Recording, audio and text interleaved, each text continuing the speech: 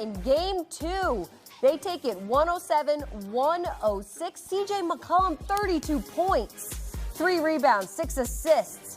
Jalen Johnson, 17 points, not bad. But again, Jalen Brunson, 29 points. Karl Anthony Town had 18. Josh Hart had 15. Anunoby had 14 points. So all of those Knicks starters doing their job, but just wasn't enough yet. All right. Time to welcome in CBS Sports NBA analyst John Gonzalez. John, oh my goodness, this game could not have been more stressful down the line. All 5 Knicks starters had double digits, including Mitchell Robinson off the bench. He had 13 points, and they still ended up losing. What happened to the Knicks in the fourth quarter?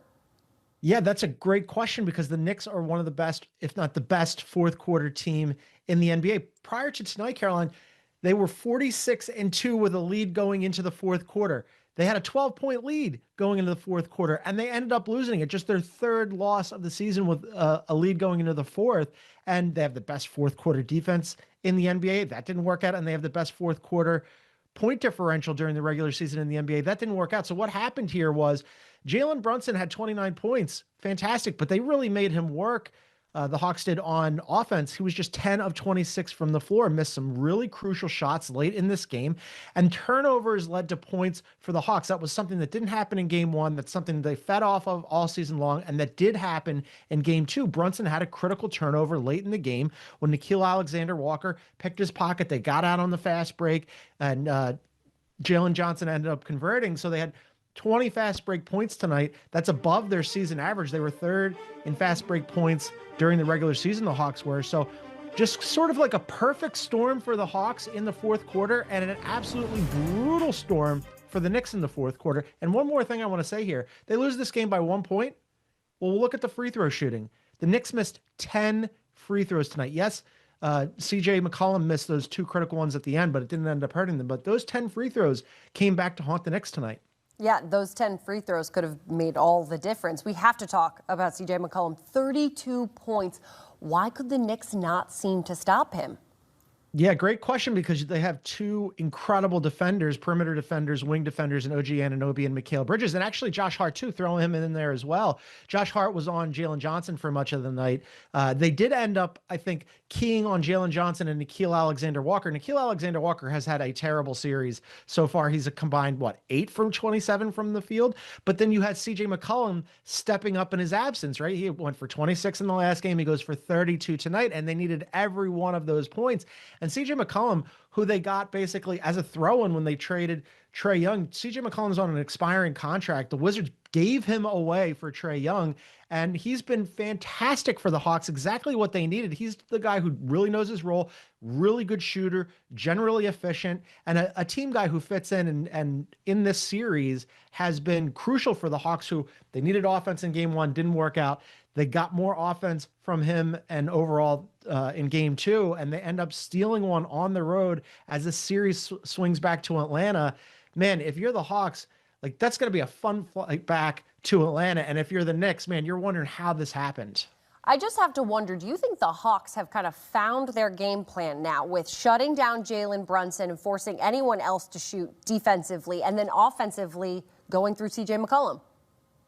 Yeah, and for sure the first part, for the Jalen Brunson component, I mean, in both games, he was not efficient. He had really bad shooting night in game 1 and a really bad shooting night in game 2. Now, he put up points, but he had to work to do it. So the Hawks, I think, the theory of the case there is, yeah, all right, if he goes for 29 on 26 shots, we can kind of live with that. And also the other thing here, and I want to just keep coming back to this, the Hawks are really reliant on that defense, right? Using that defense to create turnovers and generate offense. Didn't work out in game 1.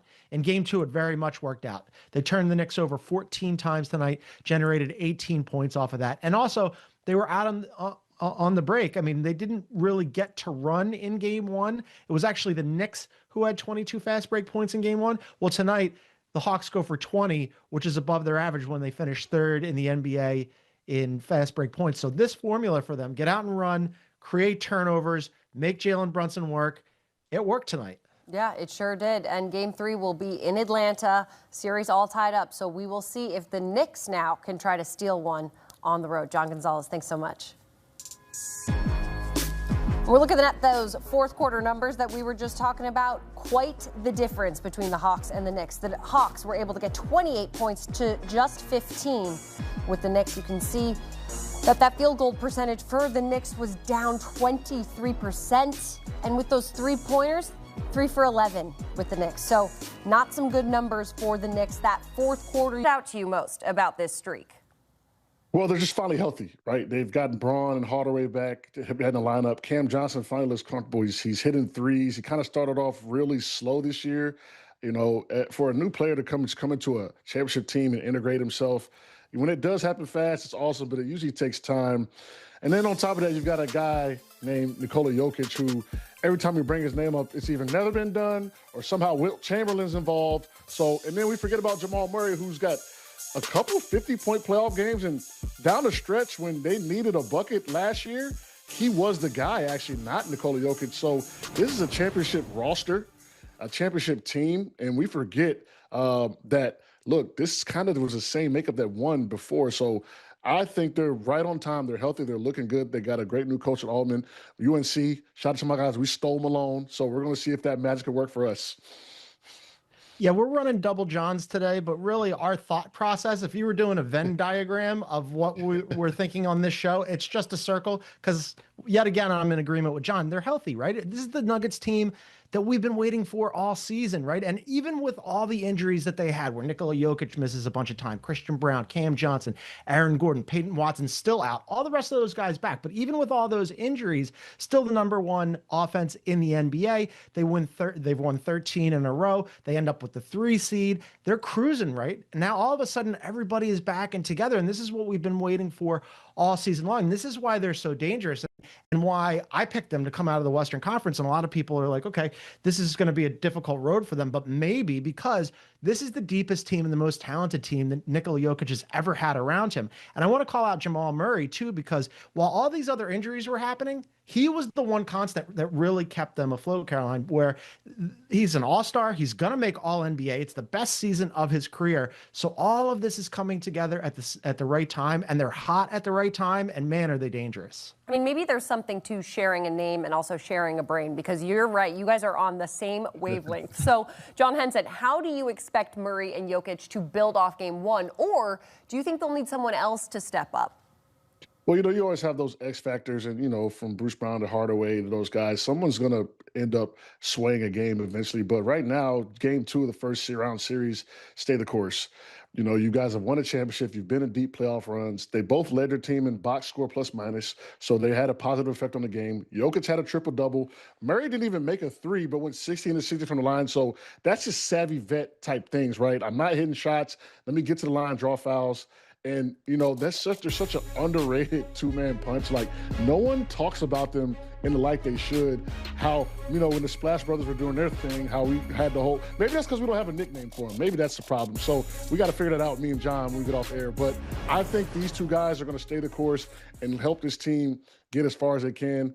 And with the guys helping around them, like John said, one of the deeper teams, kind of when you zoom out and look, that they've ever had. This Nuggets team is coming for the young boys that are on top.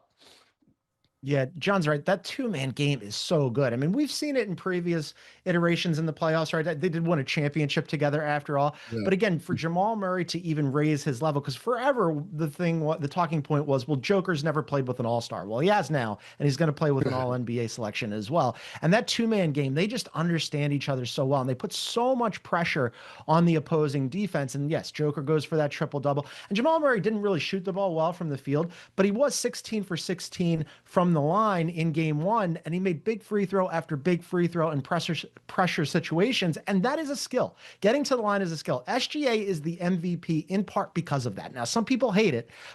It's incredibly valuable, and he's not just getting to the line. He's, then you have to make them as well. It's not just getting the foul call. It's also converting it, right? Because that's what really actually puts pressure on the defense. So Murray's done that. He's really stepped up this season. They're a great team offensively overall. They have a lot of different ways that they can beat you, but those two guys are where it all starts. And to have that redundancy where you're going to get a good game from one of them, and if you get a good game from both of them, that's really putting the opposition up against it. Well, John Henson, I'm going to give you homework, and you have to come up with a nickname for this duo because you put it out there. That's the problem. That's the problem. We don't have a nickname for him, so we can't kind of like make it a national thing. So I'll have to figure that out. Hey, you could start. You could be the first. Okay, John Gonzalez, though, I'm starting with you now. Anthony Edwards led the T-Wolves in Game 1 with 22 points, despite this ongoing battle with his knee injury. So what do you expect out of his Game 2 performance? Yeah, he came out of that saying that he was fine, that he was rusty because they had some time off. They were locked into that 6th seed, so they didn't want to really push him. And he is dealing with that knee injury where he's only played 4 games in the last month, so that kind of contributes to it. But still, he goes for 22 points, 9 rebounds, 7 assists. His shot looked a little off. He only made 2 of his 9 threes, but it wasn't the problem in Game 1, right? I thought he moved well. He's always aggressive. They need him to be. They need him to be himself because they're dead in the water without him. I think they might be dead in the water with him, though, because back-to-back Western Conference finals, when you look at the road of the Western Conference or even in the Eastern Conference, I think the Wolves have the toughest playoff path of any team in the playoffs, right? I mean, having the Nuggets in the first round is a huge bummer. If the Nuggets had lost on the final day of the regular season, instead of beating the Spurs, the Lakers would have had the 3 seed and the Wolves would have been in business. They would have been thinking to themselves, thank God that we don't have to face the Nuggets. Unfortunately, they do have to face the Nuggets. So even if Ant stepping up just gets them into this conversation, without him, I think that this is a wrap. Yeah, I a little concerned when you saw the video of him with both knee wraps, a towel. He looked like I look when I'm done playing at LA Fitness, and I'm 35 years old. So yeah, he's played 75 games year over year plus in his last 4 or 5 years. You know, you kind of saw